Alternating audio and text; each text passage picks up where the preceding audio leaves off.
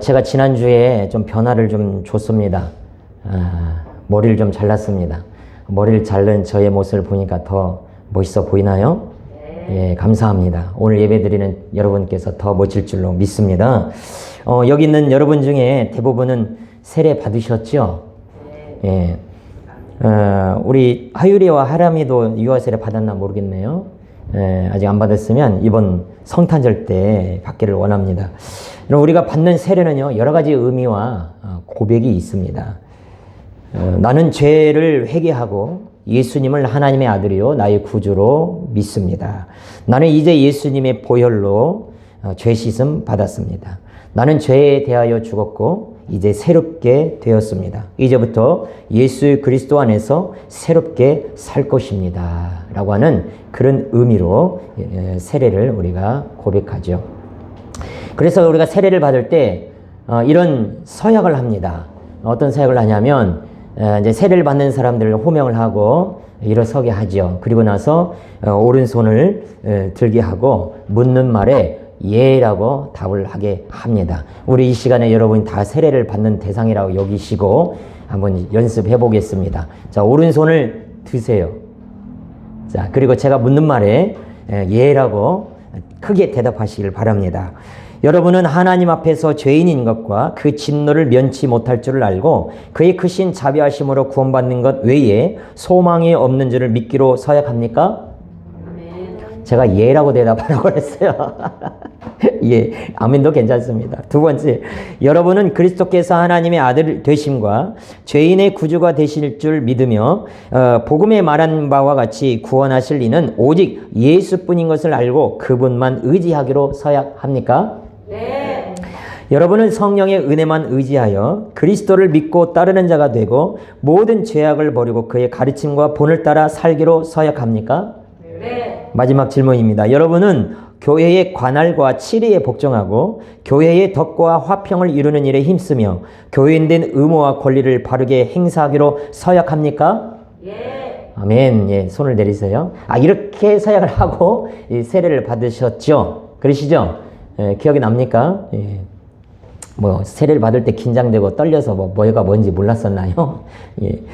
이 서약 질문에 믿음으로 아멘 또는 예라고 답을 하는 사람에게만 세례를 베풀죠.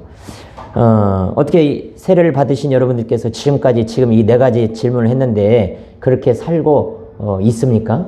예수님만이 우리의 구주이시고 예수님만이 하나님의 아들이시고 오직 하나님만 의지하며 살기로 서원했는데 그렇게 살고 있습니까?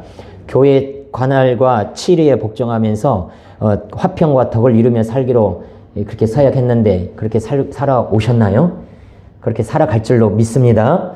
예, 그래서 어찌 보면요, 세례 자체도 중요하지만 그보다 세례를 받기 전에 교육이 더 중요해요. 단순히 교회를 다닌 지 6개월 이상 됐다고 해서 학습을 베풀거나 또 학습받은 지 6개월 이상 지났다고 해서 세례를 주는 것, 의무적으로 주는 것에 대해서는 안 되는 거예요. 교육을 충분히 받고 세례를 받아야 될 줄로 믿습니다. 자, 예수님이 세례를 받으실 때부터 십자가에 못 박혀 돌아가실 때까지 예수님의 삶을 공생애라고 합니다. 자, 다시요. 예수님이 세례를 받으실 때부터 십자가에 돌아가실 때까지 예수님의 삶을 뭐라고 한다고요? 공생애라고 합니다. 그야말로 하나님의 영광과 죄인을 구원하기 위해서 공적인 삶을 사셨다는 거죠. 그래서 예수님이 세례 요한에게 세례를 받으시는 오늘 본문으로부터 예수님의 공생애가 시작됩니다. 예수님의 세례는 초대교회 때부터 지금까지도 계속적으로 뜨거운 감자와 같은 문제예요.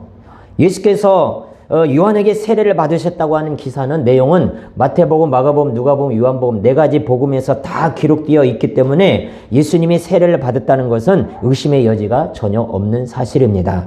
그렇지만 마태복음 3장 6절을 보니까 요한이 성경에 기록된 대로 죄를 자복하게 하는 세례를 베풀었다고 얘기하거든요. 그러니까 백성들에게 죄를 자복하게 하는 세례를 요한이 베풀었는데 왜 예수님께서 요한에게 세례를 받으셔야 했는지에 대한 의문이 생긴다는 거예요. 여러분, 예수님은 하나님의 아들로서 아무 죄나 흠이 없는 분 아니십니까? 그런 분이 왜 요한이 베푸는 죄사함을 받게 하는 회개의 세례를 받으셔야 했는가? 여기에 대한 신학적인 논의가 초대교회 때부터 지금까지도 이어져 오고 있고, 이 문제로 인해서 여러 이단들이 생겨나고 있습니다. 이 세례 요한도 이 문제를 알고 있었고, 그래서 주님께 질문하며 말렸어요. 마태복음 3장 14절에 요한이 말려 이르되 내가 당신에게 세례를 받아야 할 터인데 당신이 내게로 오시나이까? 세례 요한도 말렸다 이 말이죠. 그런데도 왜 굳이 예수님께서 요한에게 세례를 자청하셨을까? 예수님은 요한에게 이렇게 말씀하셨어요. 마태복음 3장 15절에 예수께서 대답하여 이르시되 이제 허락하라. 우리가 이와 같이 하여 모든 의를 이루는 것이 합당하니라 하시니 이에 요한이 허락한지라. 그러니까 아무 죄나 흠이 없는 예수님이 의를 이루기 위해서, 하나님이 원하시는 그 모든 일을 이루시기 위해서 세례를 자원하신 것입니다. 그러므로 예수님이 세례를 받으신 것은 하나님의 뜻인 거예요. 죄인을 구하시는 하나님의 의를 이루기 위해 합당한 일이기 때문에 예수님의 세례를 받은 것입니다. 이 땅에 아들로 하나님이 이 땅에 아들을 보내주셔서 용서하시고 죄인들을 용서하시고 구원하시기 위한 그 하나님의 계획, 하나님의 뜻을 성취하기 위하여서 예수님이 세례를 받으신 거죠. 죄 없으신 분이 죄 많은 자기 백성 가운데 오셔서 함께 거하시고 죄인 스스로 죄인이 되심으로 낮아지시고 죄인을 구원하시는 하나님, 이것이 진정한 성육신의 모습인 것입니다. 그래서 우리를 향한 하나님의 사랑과 예수님의 그 순종이 깃들여 있는 것이 바로 요단강에서 세례를 받으시는 그 말씀 가운데 있는 것이에요. 예수님은 우리를 깊이 사랑하셨습니다. 그래서 예수님은 세례를 받음을 통하여서 우리와 같이 되신 거예요. 우리와 같이 되신 거예요. 우리와 같이 낮아지신 거예요. 그래서 빌립보서 2장 6절에서 8절 말씀 보면 그는 근본 하나님의 본체시나 하나님과 동등됨을 취할 것으로 여기지 아니하시고 오히려 자기를 비워 종의 형체를 가지사 사람들과 같이 되셨고 사람의 모양으로 나타나사 자기를 낮추시고 그랬어요. 그래서 우리가 세례식을 거행될 때마다 우리가 교회에서 성례식, 특별히 세례식이 거행될 때마다 죄 없으셨지만 죄인처럼 낮아지시고 죄인과 함께 거하셨던 예수님, 그리고 결국 죄인을 구원하시기 위해서 십자가에서 죽으시며 하나님께 순종하셨던 그 예수님의 은혜를 우리가 잊지 말아야 할 것입니다. 우리 주님은 제자들에게 말씀하셨죠. 온 천하에 다니며 복음을 전하라. 그리고 세례를 베풀어라 그랬어요. 예수님이 세례를 받으셨고 또 예수님이 세례를 베풀라고, 세례를 주라고 명하셨습니다. 그렇기 때문에 우리도 우리 주님의 모습과 또 주님의 순종하심과 주님의 그 말씀하심에 따라서 우리도 세례를 받는 거예요. 아시겠죠? 예. 지금 누가복음을 기록하고 있는 이 누가의 모든 관심은 예수님께 있습니다. 그래서 우리가 본문에서 주목해야 할 것은 뭐냐면 요한이 세례를 어떻게 베풀었느냐, 요한이 세례를 베풀면서 어떤 말을 했느냐, 이것이 중요한 것이 아니에요. 예수님이 세례를 받으시고 어떤 일이 있었느냐 하는 것이 우리가 주목해야 될 관심입니다. 예수님께 포커스를 맞춰야 돼요.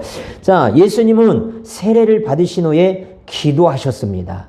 그리고 예수님이 기도하실 때 어떤 일이 일어났습니까? 세 가지 현상이 나타납니다. 첫째, 열렸습니다.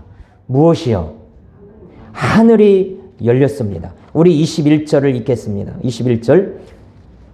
우리 하늘이 열리는 그 목소리로 큰 소리를 읽겠습니다. 시작.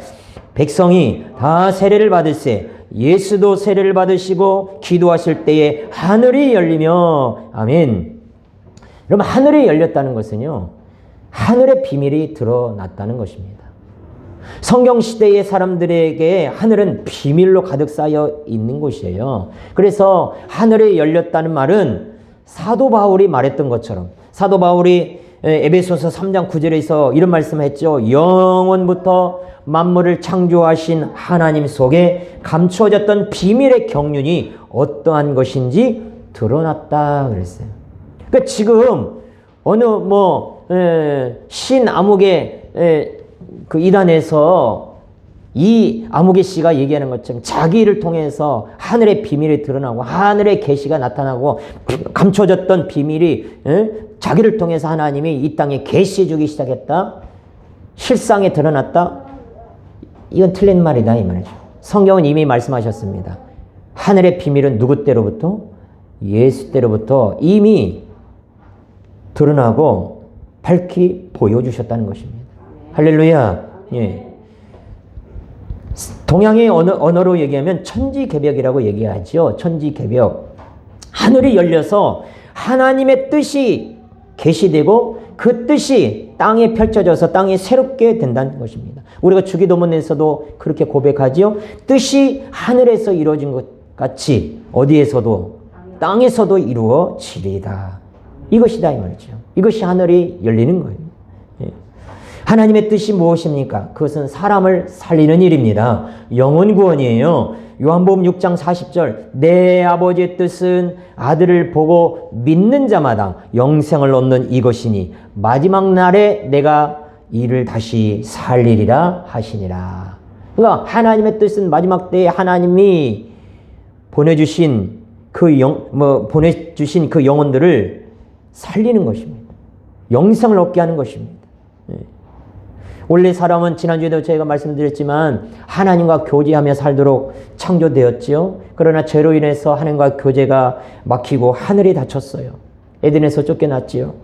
그 하늘이 닫힌 상태에서 우리가 죽으면 히브리서 9장 27절의 말씀처럼 뭐가 있습니까? 심판이 있어요. 하나님의 심판에 의해서 하늘이 닫힌 상태에 하나님의 심판을 받아 지옥에 던져지죠.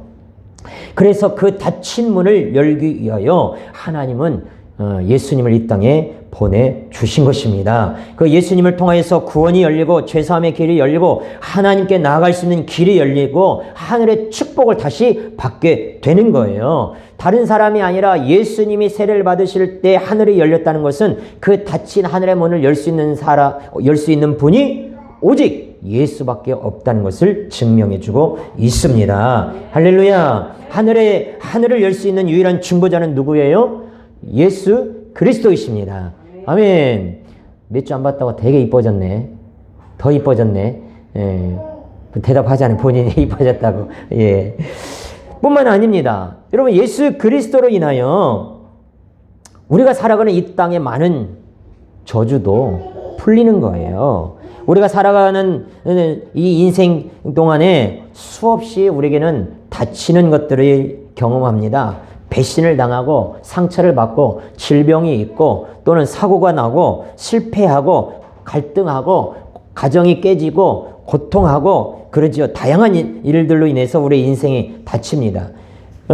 그러나 이 닫혔던 우리의 인생의 문이 삶의 문이 기도하면 다시 풀어지고 열릴 줄로 믿습니다. 기도하면 은혜의 문이 열려서 각종 문제가 해결되는 역사, 기적이 일어나요. 그래서 아무리 우겨싸움을 우리가 사방으로 당해도 하늘의 문이 열리면 소망이 있는 것이죠. 아무리 힘들고 어려운 일이 있어도 하늘의 문이 열려 있으면 문제가 해결되는 거예요. 그러므로 여러분 지금 힘들고 지치고 낙심된 일이 있습니까?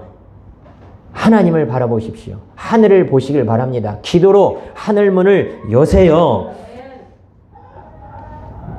하늘의 문을 열고 닫는 자는 엘리야처럼 그리고 예수님처럼 기도하는 사람인 것입니다. 사랑하는 우리 소망교회 성도들과 자녀들 위해 하늘 문이 열려서 이 땅의 것들도 열리는 은혜의 역사가 있기를 주의 이름으로 축복합니다. 두 번째로, 첫째는 열렸습니다. 하늘문이 열렸습니다. 두 번째, 임했습니다. 무엇이요? 무엇이 임했습니까? 성령이 예수님께 임했습니다. 우리 22절을 읽겠습니다. 22절 시작. 성령이 비둘기 같은 형체로 그의 위에 강림하시더니 하늘로부터 소리가 나기를 너는 내 사랑하는 아들이라 내가 너를 기뻐하노라 하시니라. 아멘. 두 번째, 하늘이 열리고 그 하늘에서 성령이 비둘기 형체로 예수님께 내려왔어요. 여러분, 비둘기가 성령은 아닙니다. 성령님이 우리 눈에 보이는 비둘기 형체로 임하셨다는 거지 비둘기 자체가 성령은 아니에요. 예. 예수님은 원래 성령님으로 잉태되셨죠. 그리고 우리가 며칠 전에 살펴봤듯이 예수님이 성장하는 과정 가운데서도 성령님이 함께 하셨습니다. 그리고 지금 메시아의 본격적인 사역, 공생애를 시작하실 때도 성령이 임하셔요. 이런 모습은 예수님의 사역이 성령의 역사라는 것을 보여줍니다. 성령님이 함께 하시고 성령님의 능력으로 사역을 펼쳐 나가신다는 것이에요. 이런 모습을 누가복음 4장 18절에서는 성령의 기름 부음이라고 말하고 있습니다. 주의 성령이 내게 임하였으니 이는 가난한 자에게 복음을 전하게 하시려고 내게 기름을 부으시고 그랬어요. 또 사도행전 4장 27절에서도 예수님을 하나님의 기름 부으신 거룩한 종 예수라고 고백하고 있고 베드로도 역시 사도행전 10장 38절에서 설교하기를 하나님이 나사렛 예수에게 성령과 능력을 기름 붓듯 하셨음에 그랬어요. 할렐루야. 성령을 기름 부어 주셨습니다. 예수님이 세례 받으셨을 때 기도하셨을 때 하늘에서 하늘이 열리고 성령을 기름 부어 주셨어요. 할렐루야. 여러분 기름 붓는 직책이 구약에 3가지 직책이 있었죠. 왕과 제사장과 선지자였습니다. 성령의 기름 부음을 받았다는 말은 뭐예요? 예수님이 왕적인 또 선지자적인 제사장적인 사역을 감당했다는 것이에요. 할렐루야. 예수님은요 우리의 왕이십니다. 예수님은 우리 하나님께 우리를 중보하는 제사장이십니다. 예수님은 우리에게 하나님의 뜻과 계시와 말씀을 전해주시는 선지자이십니다. 할렐루야.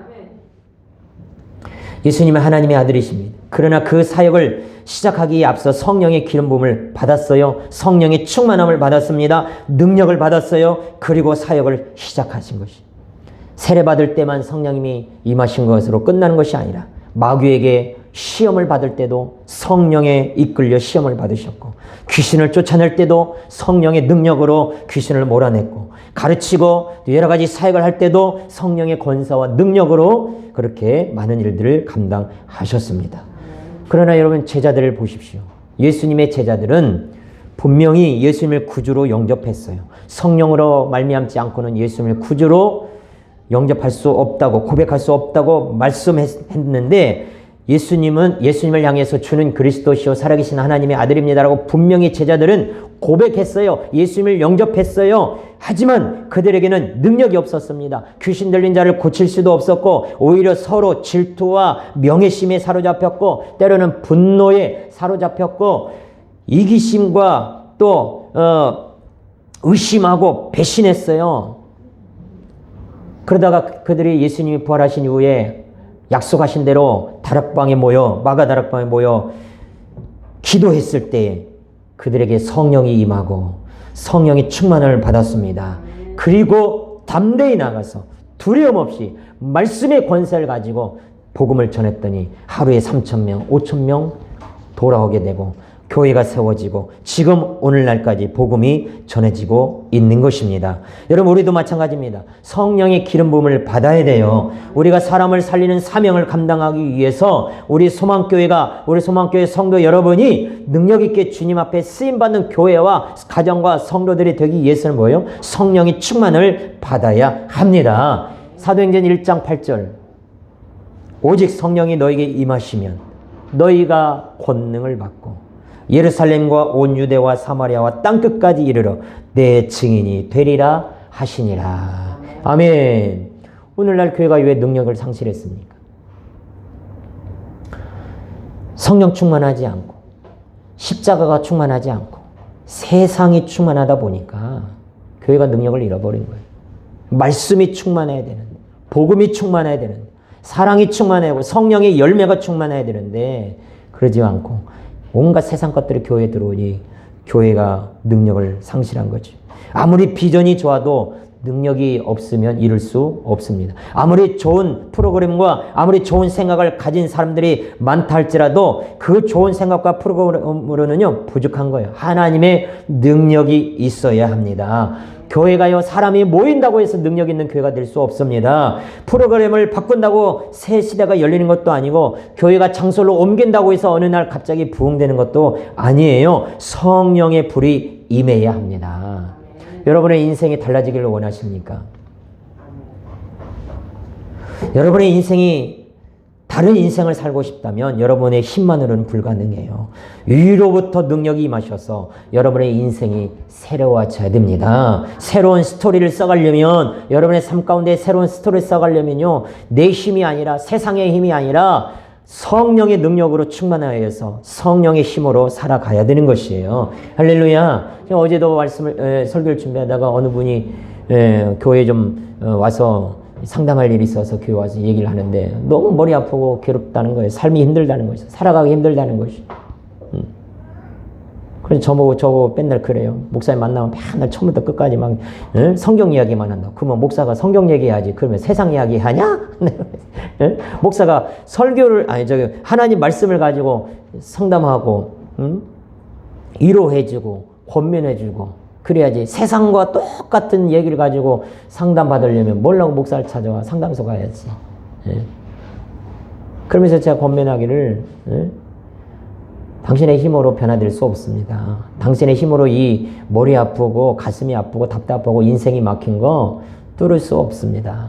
성령님 의지하십시오. 성령님 의지하십시오. 성령의 힘으로 그렇게 달라질 줄로 믿습니다. 그렇게 상담해주고 기도해줬어요.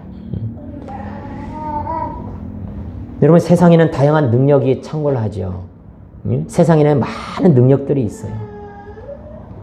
거기다가 우리로 하여금 하늘의 뜻을 이루지 못하게 하고 하나님의 뜻을 위해 살아갈 수 없도록 어두운 세상의 힘이 우리를 짓누릅니다. 하나님의 뜻대로 살 수 없도록 사단이 우리를 공격합니다. 세상의 힘이 우리를 끊임없이 눌러요. 세상이 만만치 않습니다. 돈의 힘이 얼마나 강합니까? 돈이라고 하는 것이 힘이 얼마나 강합니까? 우리 신자라 할지라도 돈 앞에 쩔쩔매는 것이 사실이지 않습니까? 권력 앞에 우리는 권력이 우리 앞에서 꼬리칠 수 있잖아요. 영적인 힘이 부족하면 세상의 눈치를 보다가 하나님의 뜻을 이루지 못합니다. 그러니 여러분, 성령을 사모하십시오. 아무리 좋은 계획과 좋은 생각과 여러분에게 세상껏 살 수 있는 어떤 능력이 앞에 있다 할지라도, 아무리 사명을 여러분이 받았다 할지라도 위로부터 성령이 임하지 않으면 아무것도 이룰 수 없고 아무것도 아닌 거예요. 세상의 학문은요, 지식으로 이룰 수 있죠. 그러나 죽은 영혼을 살리고 어둠을 물리치고 하나님의 나라를 확장하는 것은 성령으로만 가능한 줄 믿습니다. 여러분의 가정이 하나님의 가정이 되기를 원하십니까? 복음이 충만하고 예수의 사랑으로 충만하고 성령의 열매가 충만하고 하나님의 은혜로 충만한 가정이 되기를 원하십니까? 성령이 임하여야 되는 것이에요. 성령의 다스림을 받아야 될 줄로 믿습니다.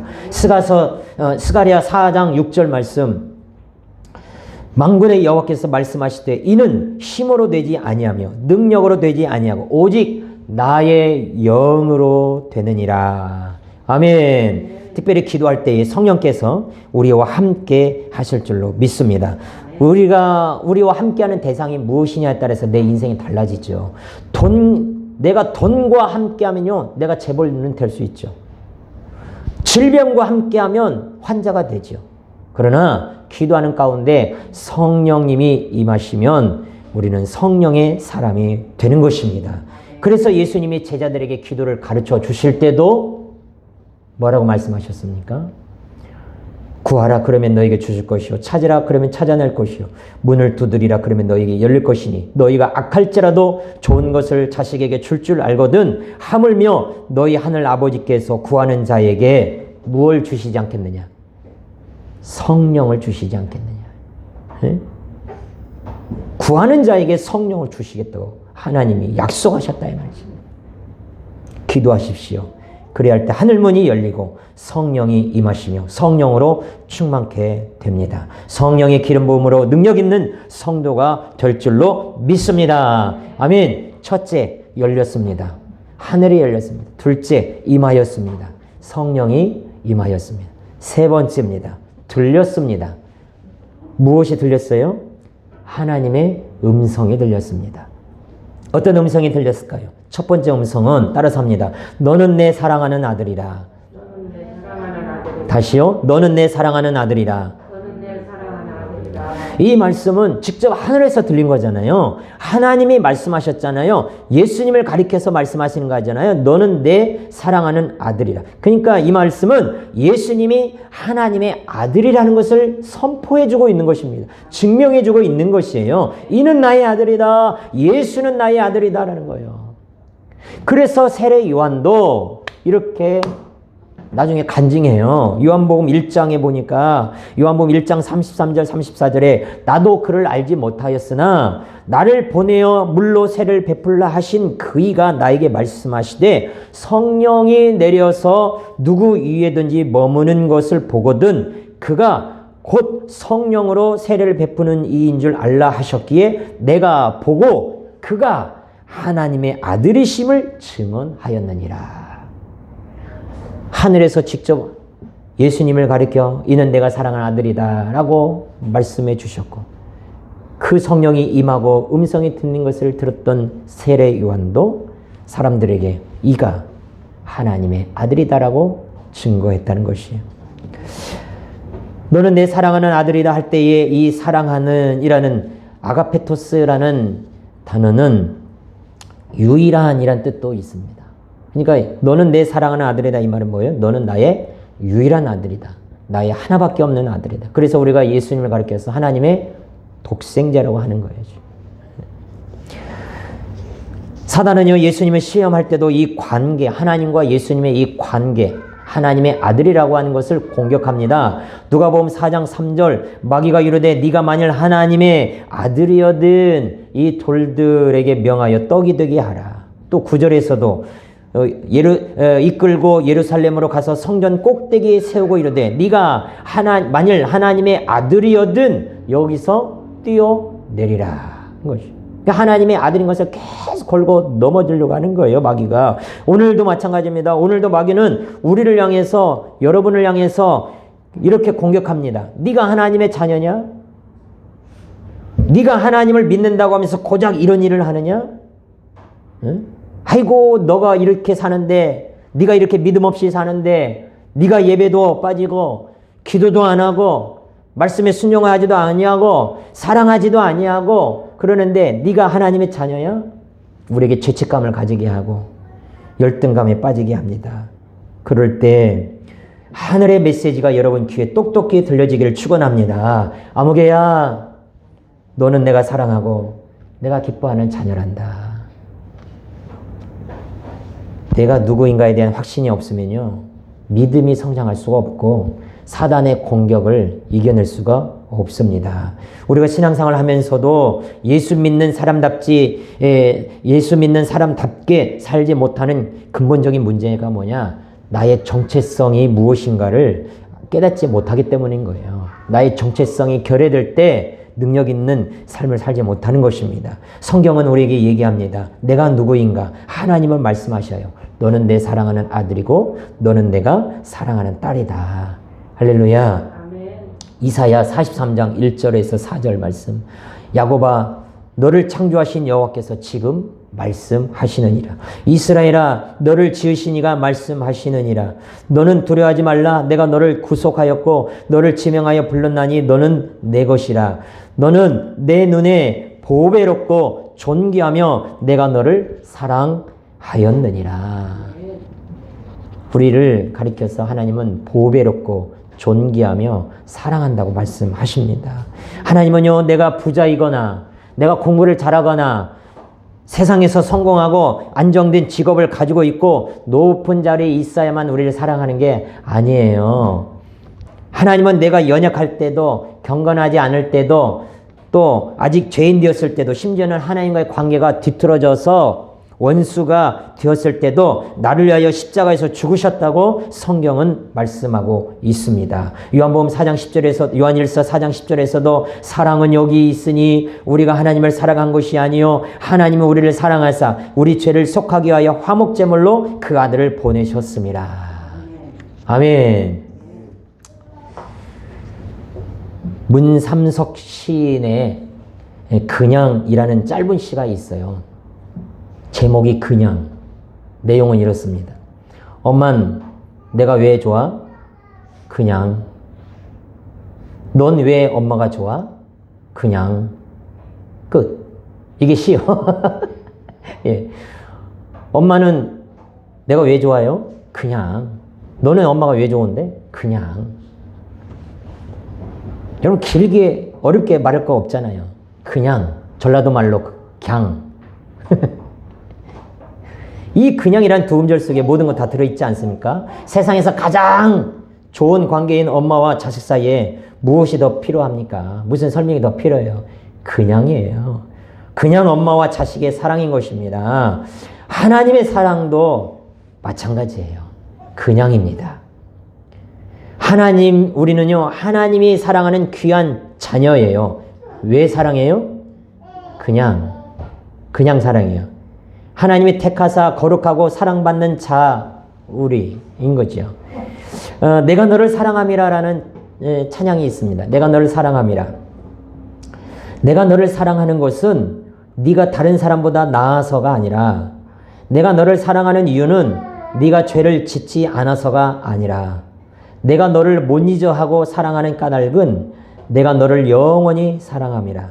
내가 너를 사랑하고 영화롭게 함인데 누가 너를 정죄하리요? 욕되게 하리요? 아무도 너를 만질 수 없음은 내가 너를 사랑함이라. 하나님이 우리를 사랑하는 다른 이유가 없다는 것이에요. 그래서 우리가 찬양도 그런 찬송 부르지 않습니까? 주의 음성을 내가 들으니 어떤 소리? 사랑한단 말일세. 그러잖아요. 우리가 성경에서 배운 것이 무엇입니까? 예수 사랑하심은 어디서 배웠네? 성경에서 배웠네. 그런 거잖아요. 하나님은 우리를 사랑하십니다. 두 번째 음성이 들립니다. 내가 너를 기뻐하노라. 예수님이 하나님의 아들이시기에 기뻐하시죠. 그뿐만 아니라 이제 예수님이 지금부터 하고자 하는 그 일을 인하여 하나님이 기뻐하신다는 것입니다. 하나님의 뜻을 이루고 생명을 살리고 영혼 구원하고 하나님의 나라를 확장하고 회개하라 천국이 가까웠느니라 복음을 전하고 하나님의 뜻을 전하는 그 일이 하나님 보시기에 기쁜 일이라는 것입니다. 여러분, 우리가 우리 자녀들을 통해서 얼마나 기쁨이 충만합니까? 제가 아들들을 볼 때 그렇게 기쁘더라고요.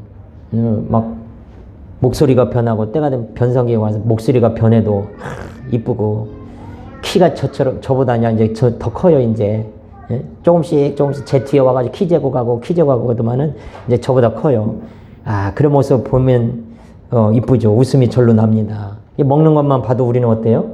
부모는 자녀들이 먹는 것만 봐도 배부르죠. 그랬더니 이 녀석들이 아빠는 먹을 거 안 줘. 지들만 먹어. 아빠는 안 먹어도 배부르다며.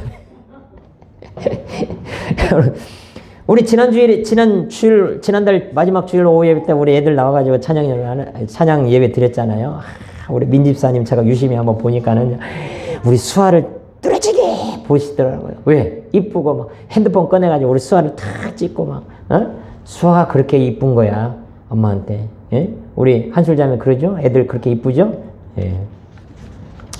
우리 하나님 아버지가 자녀인 우리를 그렇게 기뻐하고 예뻐하신다는 것이에요. 스바냐 3장 17절에 너희 하나님 여호와가 너희 가운데 계시니 그는 구원을 베푸실 전능자시라. 그가 너로 말미암아 기쁨을 이기지 못하시며 너를 잠잠히 사랑하시며 너로 말미암아 즐거이 부르며 기뻐하시리라 하는 거예요. 우리를 기뻐하시며 잠잠히 사랑하시니 왜요? 우리를 피 흘려 값주고 산 자녀이기 때문인 것이죠. 이런 문제로 고통하거나 절망하지 마십시오. 여러분을 사랑하시며 기뻐하시는 하나님이 계십니다. 우리 사람 사이에서도요, 부부 간에도 또 지인 간에도 뭐예요? 사랑한다는 말 때문에 고난을 쉽게 헤쳐나갈 수 있잖아요. 야곱이 바단 아람에 20년간 타향살이 할 때 그 긴 시간을 단지 수일처럼 여길 수 있었던 건 뭐예요? 사랑하는 여인에게 사랑한다는 말을 들으면서 지냈기 때문인 것인 거죠. 우리는 하늘로부터 들리는 음성을 들어야 합니다. 우리에게 필요한 것은 이 세상 소리가 아니에요. 하늘에서 들리는 소리입니다. 어떤 소리예요? 내가 너를 사랑한다. 내가 너를 기뻐한다. 이 소리를 듣기를 바랍니다. 이것이 들리지 않으면요, 우리는 다른 사람의 눈치를 보고, 이 소리가 들리지 않으면 세상의 풍조를 따라가고 여론을 따라가고, 뭐 이것이 좋더라 저것이 좋더라, 이거 해보면 돈을 많이 벌더라, 그거 정신없이 따라갑니다. 그리고 조금만 실패하고 실패하고 넘어져도요, 우리는 좌절합니다. 낙심합니다. 일어서지 못합니다. 왜요? 내가 누구인지를 모르기 때문에. 그러나 내가 하나님이 사랑하는 자이고 하나님이 나를 기뻐하시고 하나님의 뜻을 이루기 위해서 내게 사명을 주셨다. 내가 누구인지, 내가 왜 살아야 되는지 하늘의 음성을 듣는다면 그 모든 고통과 어려움 속에서요, 이겨낼 수 있는 거예요. 다시 소망을 찾을 수 있는 것입니다. 삶의 방향이 정해질 수 있는 거예요. 그래서 우리 10대, 20대 우리 청년들이 그래서 그 10대, 20대가 중요한 거예요. 이때의 정체성이 확립돼야 되는 거예요. 하나님이 나를 누구라고 여기는지, 내가 하나님 앞에 누군지, 내게 하나님이 주신 사명이, 비전이 무엇인지 그걸 깨달을 때, 정체성이 확립될 때 삶의 방향이 정해지는 것이고, 그 방향을 가지고 기가 막힌 인생을 살아가는 것입니다. 젊은 날에 하늘에 열리고 사명을 받고 인생 전체가 뒤집어져서 삶의 방향과 목적을 정확하게 발견하여 멋진 인생을 살아갈 수 있는 겁니다. 지금 자신이 하는 일이 마음먹은 대로 되지 않아도 내가 하나님이 사랑하는 자녀이고 하나님이 기뻐하는 자녀라고 여긴다면, 여러분 기억하십시오. 우리의 인생은요, 우리에 의해서 결정되는 것이 아니라 하나님에 의해서 우리의 인생이 결정된다는 것입니다. 우리의 삶이, 우리의 미래가 하나님의 손에 달려 있어요. 우리는 고아가 아닙니다. 우리는 내쳐진 고아가 아니에요. 하나님이 우리 아버지이시고 하나님이 우리를 사랑하는 자녀야, 사랑하는 딸아 우리를 부르시며 우리를 보시며 기뻐하시는 거예요. 그래서 우리 미래가, 우리의 삶이 하나님 아버지 손에 있는 것입니다. 걱정하지 마, 두려워하지 마, 내가 너를 책임질 거야. 하늘의 음성을 들으시는 여러분이 되시길 주의 이름으로 축복합니다. 여러분을 사랑하세요. 여러분의 삶을 사랑하시기를 바랍니다. 결론이에요. 예수님이 세례 받으셨을 때, 그리고 기도하셨을 때 하늘이 열렸습니다. 성령이 임하셨습니다. 하늘의 음성이 들렸습니다. 열리고 임하고 들리고. 우리가 예배드리고 기도하는 가운데서도, 그리고 삶의 현장에서 오직 주의 뜻을 추구하면서 믿음으로 살려고 몸부림치시는 여러분에게도 이와 같은 역사가 일어나길 소망합니다. 하늘이 열려서요, 기도 응답이 있기를 축복합니다. 성령이 여러분에게 충만히 임하여서 능력 있는 성도가 되기를 축복합니다. 힘들고 어려운 순간마다 나를 사랑하시고 나를 기뻐하신다고 하시는 하늘의 음성에 들리시기를 주의 이름으로 축복합니다. 우리 옆 사람에게 그렇게 권면합시다. 열리고 임하고 들리시기를 축복합니다. 열리고 임하고 들리시기를 축복합니다. 아멘. 하나님 아버지, 그렇습니다. 하늘이 열려 우리에게 폭포수처럼 내려주시는 은혜를 경험하게 하여 주시옵소서. 죄 때문에 닫혔던 그 하늘을 예수 그리스도를 통하여서 다시 열어주시고, 그 예수 그리스도를 통하여서 하나님 앞에 나아갈 수 있는 복을 누리게 되었으니, 그 예수님으로 말미암아 이 땅에 살면서도 모든 저주와 질병과 악한 것들이 풀어지게 하여 주시옵소서.